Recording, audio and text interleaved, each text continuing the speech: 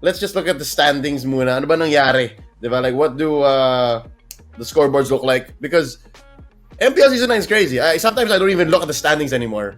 I just try to remember what happened during the week. So, RSG on top. Whew. Dude, the standings. Like, you made a good point there, and I know we talked about it a lot. It's like, who would have known that ito yung Season 9, right? Like, this is what's going to happen with Season 9. And actually, personally, I love it because going into Week 8, there's still, like, so many question marks on, like, who's going to make it, who's not going to make it. And it's literally one of the most exciting last weeks of, like, an MPL Philippine regular season, in my opinion. Yeah, I gotta agree with Nice there.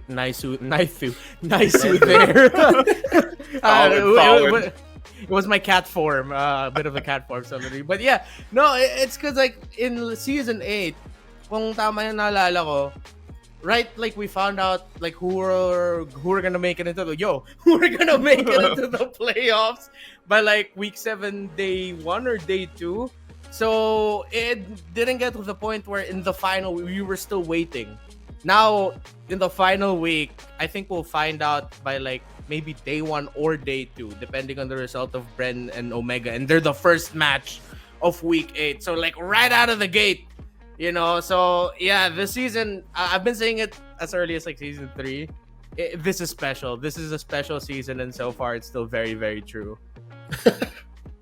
Just because you say it all the time doesn't make it any less true. Alright? Yeah. And I can't remember the last time na ganito kainit yung last week ng season. Kasi look, the upper 4, secured sila. But the lower 4, they're the ones who just like, whatever, anything can still happen. That's crazy. Anything can still happen. So if you're a fan of Next Play, Blacklist, Omega, and Bren, just show your support. Show some love because they're going to go through Hell Week. This is literally Hell Week for them. All right? Say what's up to a good friend of ours, our brother. We wish you the best. Pagaling ka. Robert Neal, Midnight de Guzman. He's tuned in right now. As well to Carlos, Wanderdrift Pineda. And yeah, this is, I don't know. Are we looking forward to like WrestleMania level surprises? Meron ba tayong Cody Rhodes return-esque surprises na mangyayari? Because that might be if Bren wins. If Bren can make it through, that might beat Cody Rhodes coming back. This is where I check out, bro.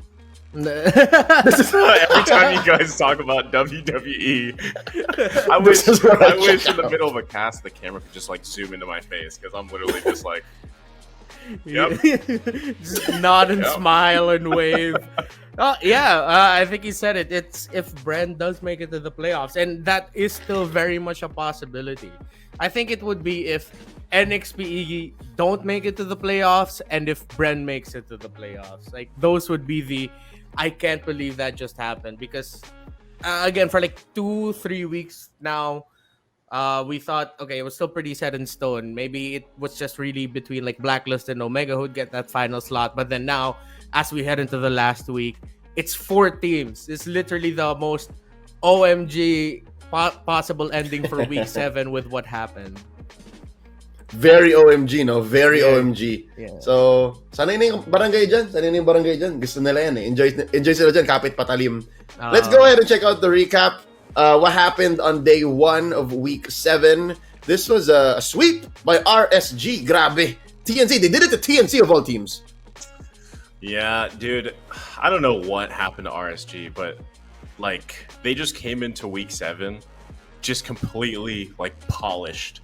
And everybody just saw it, right? Like their play, the synergy that they had. I mean, the drafting that they did. Again, props to Coach Panda. And just, I mean, they look the best that they ever have. And it's great for me because they're one of my favorite teams, even from season 8. And to see their development from season 8 to now, I couldn't be happier for them. And just to see them performing like this, to be honest. Yeah, gotta agree with Naisu there. And I don't think this was a bad game by TNC. It was just that good of a game from RSG. Yeah. I don't think Cram expected Nats to come right out of the gate and go, yo, let's fight fight me, bro. Let's go. Let's go. And then Dude, that's such a good caught off matchup. guard. It's such a good matchup. Cram and Navs. Before we move on, no, because there's very little here that changed for both teams. Minsan talaga may magandang araw yung TNC. Sometimes they just can't catch a break. But I gotta ask you guys, ano yung main strength ni RSG? For you, what is RSG's main strength? Because you mentioned synergy. You mentioned how they're so good at growing, at learning and developing. Sometimes it's the coaches, right? Sometimes Coach G and Coach Panda just know how to take care of players. Or sometimes it's the draft. I don't know. What do you think? I think it's their individual skill. I think they're all just super good, and then they know their jobs, and then that's it. Like that's it for me. For me personally, I think it's you pretty much said it. I think all of them are individually very talented players, mechanically gifted. They definitely developed though over the like I said, from season 8 to now. I mean, you can even see it in the way, for example, like Aqua plays. Or even Demon Kai. I mean, a lot of was on Demon Kai because he's rookie of the season for season 8. But even his play style has adapted to more of like he's still gets the kills, has great KDA and everything, and junglers. But at the same time, sometimes he's just playing for the team, and he's allowing like Navs to pop off, or we're seeing like Light find those amazing sets pop. And Light's performance alone, dude, is just like. He's one of those players that kind of goes under the radar, and then as the season went on, it becomes more apparent for him. So I think it's just a combination of individual skill, like you said, Leo, and at the same time, Coach Panda and the rest of the staff, like really taking care of their players. And you can see that even when they come out during the poses or even the interviews, if you watch the interviews, they're very disciplined. And they just present themselves very well. I think it's a whole combination of all of that, to be honest. One strength, Renmar, one major strength that RSG has shown that really wowed you. Cohesiveness. Ever since they... Sorry, I keep getting surprised by that zoom in. Yeah, it's the cohesiveness, man. Ever since that season 3 slump, suddenly just they kept getting sharper, they kept rotating better, and now I think we saw it like very evident in week 7. Although yes, they dropped that series to Blacklist, but what they showed in TNC against TNC and Echo, it felt like just a completion of like the first part of their journey, because now they're going to be in the playoffs. That's going to be the second part. It's that cohesion. Yep. Okay, so cohesion, individual mechanical skill, and a little bit of the back end. RSG, great package. Day 1, match 2 is Onyx versus Omega. Kamuntika na to. Could have sworn Omega really does this. May ganito talaga moment si Omega eh. Na parang, guys, wait lang. Bawi tayo. Because I think game 1 was solid. This was tight one. That was Omega's. And then what happened? Where did it all go wrong? Kasi I think it's the same story for Omega in the regular season. They were strong in the middle when we went to LAN, and then they just slid down again. For me, man, it's funny because that is exactly how Omega is, and I don't know. I feel like I expected to see Chaknu play maybe some more tanky heroes here, especially on this current patch and stuff. Because if you look at their drafts, it's like it always lacked a specific thing, which a lot of times was like a front line, to the point where they would use that to engage fights rather than being the ones to respond. So walang like, Chak Mamba surprise. Exactly, right? Now, Etu Max still at the lead sometimes. He had great games and whatnot, but also they was it this week that they brought in Ryota, right? Yeah. Onyx, yes. Yeah. So I feel like that advantage for Onyx kind of shook things up, because you're talking about a new component to Onyx Philippines that brings some new heroes, which we saw, right? And I feel like that was just a tough game for Omega because they had their own struggles, but at the same time, Onyx came in with like a little roster switch up, which kind of surprised people and shakes up the draft too. I'm impressed, honestly. This was a pretty good re-debut weekend for Ryota. So ito yung simula nun. Like, okay, I think this is where they brought out the slam dunk pose. Yeah. What did Omega do? Did Omega do the surf pose here or something else? If I'm not mistaken, the surf pose came in another Day after? series. It was the day after. I don't know. Like, This is at this point, This all is the poses. the dancing pole bearers. Yeah, the dancing dead Hito. poses. Yeah, with, the tama, Hito, okay. with them carrying Hito, yeah. And yeah, for Ryota, it's good to see that he, still plays well with Onyx, and well, I'm sure that all the teams there, they really make sure that their other roster members are up to speed with it. But yeah, we said it during the cast that baka pinasok nila dito si Ryota para meron silang susubukan ng mga bagong pick sa XP lane. Maybe something that Delarski doesn't usually do. And that's exactly what we saw. We saw Hylos, we saw Cho, we saw Barrett in that XP lane. Those are picks that we haven't seen often from Delarski this season. So that might be a thing na tinitignan ng mga teams going into the playoffs. Yung, okay, kung si Ryota nandito, dapat tignan natin, baka mag-Cho sila, Hylos sila, mag-Barrett sila. So those are now things to consider. But at the same time, what if, and these are just what ifs, we haven't really asked them, what if Coach Yeb maybe sat out Delarski for a bit to give Delarski more time, diba? Para, to get a little bit more practice with the other heroes that maybe he's still trying to get used to and add more to his lineup for this season. That's why maybe, sige Ryota, baka ikaw muna kasi mas gets mo gumalaw with like Cho, with Hylos and Barretts. Those are all possibilities para sa Onyx. Nako, Renmar, are you saying baka pagpasok natin ng playoffs or maybe even this week, right? Onyx still has games this week.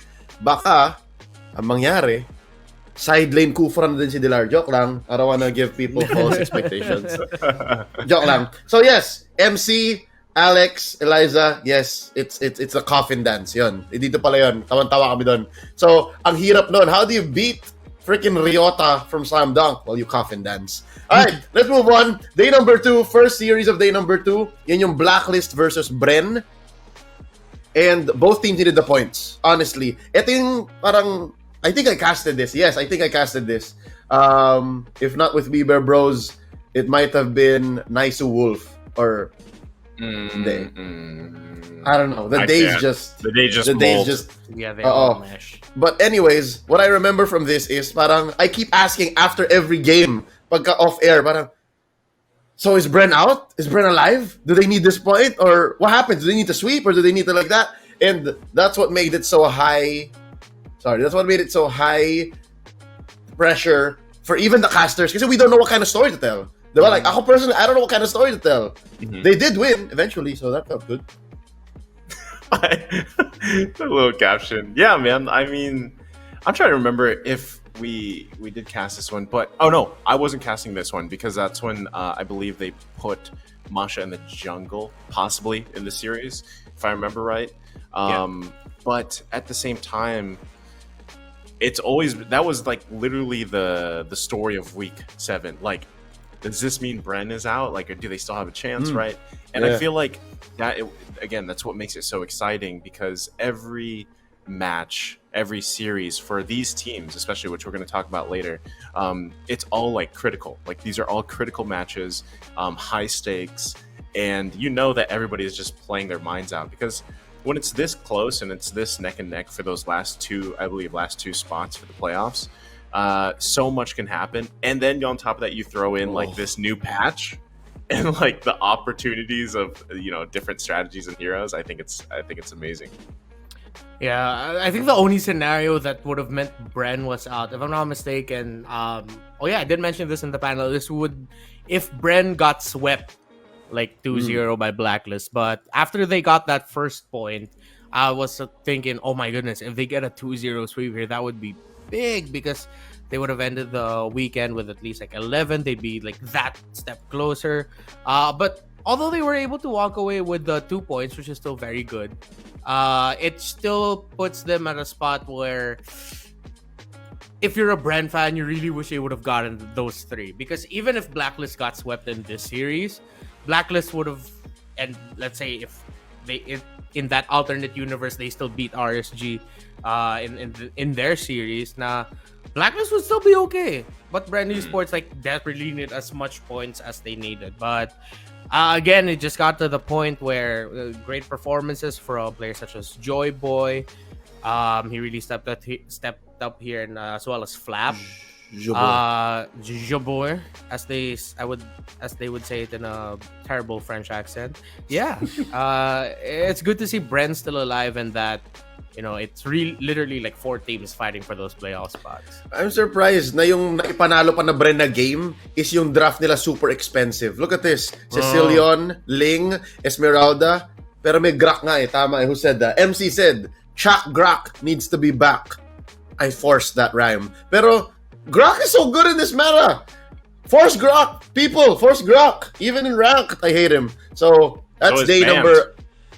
Or get banned. Yeah, he gets banned. So yeah, Grak is good. Grak is big money. Stonks. All right, that was day 1. Day 2, game 1. Let's go into series number 2. RSG. Warpath.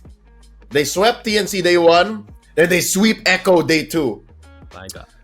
Yeah. Ano ba yarn? And then Echo did this. Jungle Dairoth. I don't know how I feel about that. How do you guys feel about Jungle Dairoth? Oh man, Jungle Dairoth. I think you can it could probably work in a better circumstance. I guess I don't know. I would not want to see it again. I feel like it's just one of those picks that's like it falls off eventually anyway. It's not a Carl T's hero. Yeah, it doesn't feel like a Carl T's hero. Exactly. But again, this whole dominance of RSG, this series right here, the 2-0 was kind of like the moment where you're like, oh dang, okay, RSG is here. And I think wasn't this the one that got them to number 1, the number 1 spot? Yeah, huge jump. Yeah. Yeah, man. This result left me speechless, and the beautiful thing about this series was that, well, I think it was mostly in game number 2 where we saw that there was still a fighting chance for Echo, but again, it just repeats like what we mentioned about RSC, how clean they were, how polished they were, as nice who put it. Because even though Echo would get some kills, a few pickoffs here and there, they did everything to never give RS or to never give Echo that chance to completely turn the game around. Like even though they'd lose 2 or 3, they'd make sure nope, someone still gotta stay alive to clear the minion waves. They gotta hold on, and they did, and they won 2-0.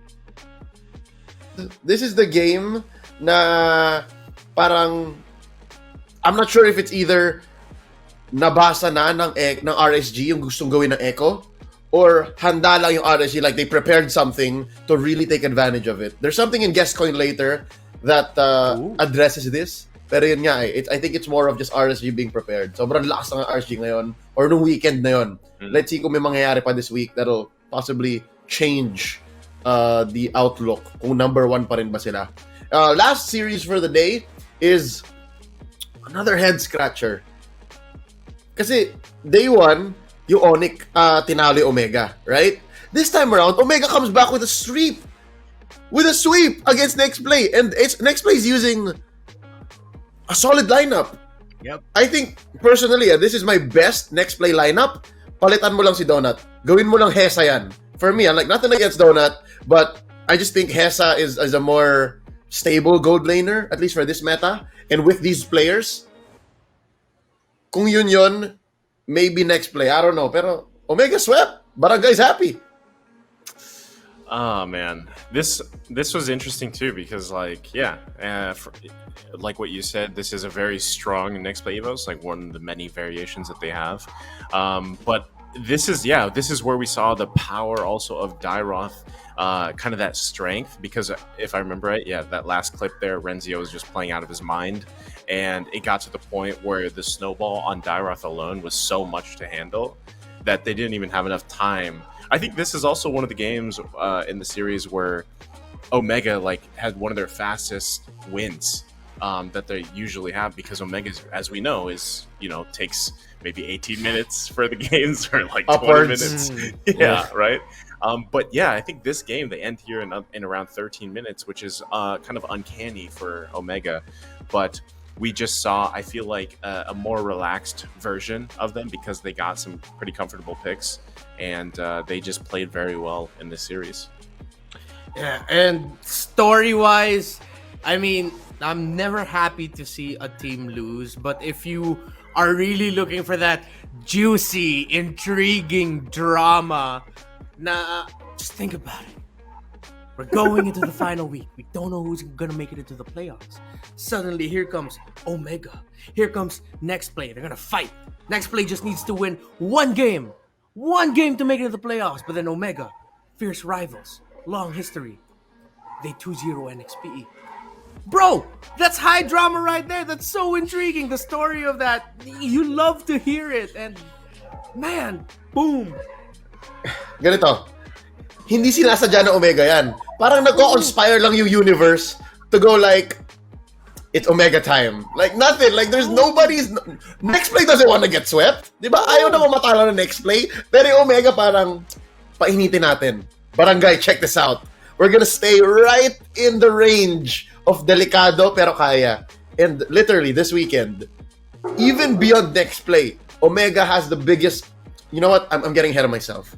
Pag-uusapan natin ito mamaya. There will be permutations, there will be ways for us to understand and calculate how these teams are gonna get in. Pero yun nga, parang Omega, whatever, drama. It's very difficult for them to not go through a season without just being so close. Let's close up with day number 3. Match 1. It's the TNC recovery game. Swinip nila ang Onyx. And ito sobrang linis ito. Just super clean games. And ito, Naisu confirmed, bro. Magkasama tayo dito. I remember you saying clearly, you didn't like that 1-1. Neither did I. Yeah. I like to see Marky. I mean, it's not to say that he can't play it well, right? It's just, I don't know. It's not Marky. It's the hero. It's not Marky. It's the hero. Yeah. It's just, I don't like, anytime I see a 1-1, I'm automatically like, all right, this isn't gonna go well for them. Or if it does, they have to put so much work into keeping a 1-1 alive to allow her to eventually get to the point where she needs to, and even to get her ultimate off. And then sometimes early game, when the ultimate does go off, there's not enough damages there to do anything, right? So I don't like it. I don't know if that's going to develop over, maybe this weekend or even possibly in the playoffs ahead of us. But I think that was a struggle. Also, maybe, I don't even want to say Onyx was just trying something new, because they also are still in need of these points and securing their the placing and stuff. So I feel like, once again, TNC is just one of those teams, very high caliber, and it was one of those matchups where Onyx Philippines, they kind of lost at first in the draft.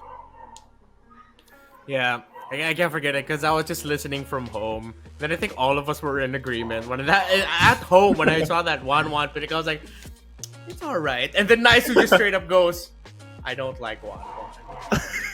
I'll be honest, I don't like 1-1. I appreciate the honesty. Ang hirap eh. And again, di ba 1-1 yan? 1-1 yan.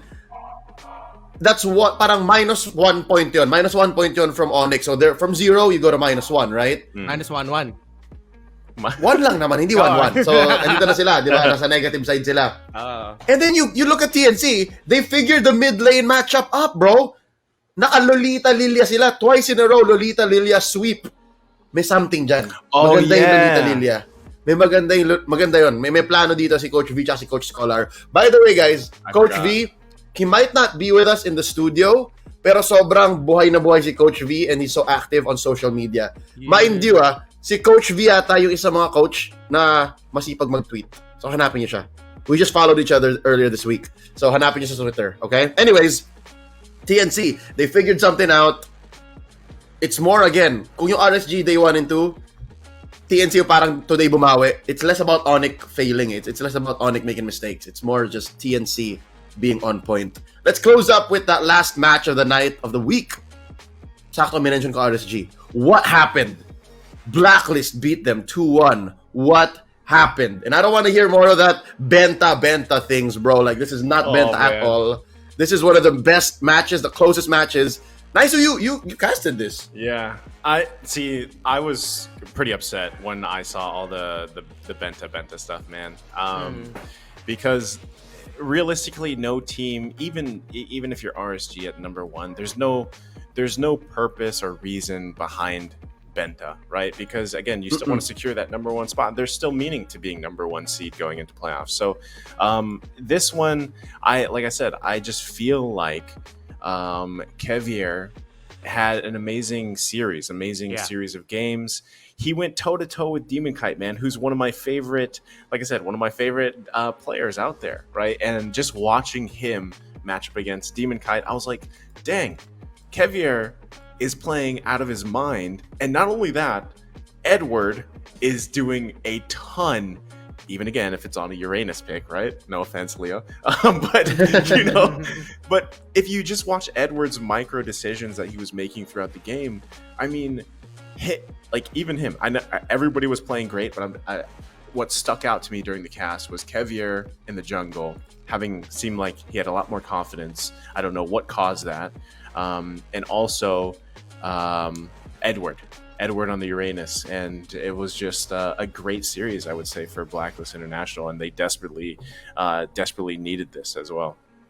Yeah, and for RSG, I mean, to the Aldous pick of Eman, like, teams don't pick stuff just out of nowhere. Sometimes there are those moments, but they pick something, and that's because the player has had a lot of time to practice it, or is comfortable with it. So they're gonna be okay with picking that. It's not like it'll just come out of nowhere. But again, I think Naisu just said everything that you can about this game, and it really is just a testament to the performance of Blacklist International. Kevier, parang minsan, pag isa kang atleta, nasa in the zone ka lang eh. Like, flow. Like the flow. Oh, like, sabihin natin kung basketball, you're hitting 3-pointers, you hit 5 straight 3-pointers in a row, or you just keep getting steals, or you just keep scoring points, you can't miss. And Kevier was like that. Like in games 2 and 3, Edward was a beast.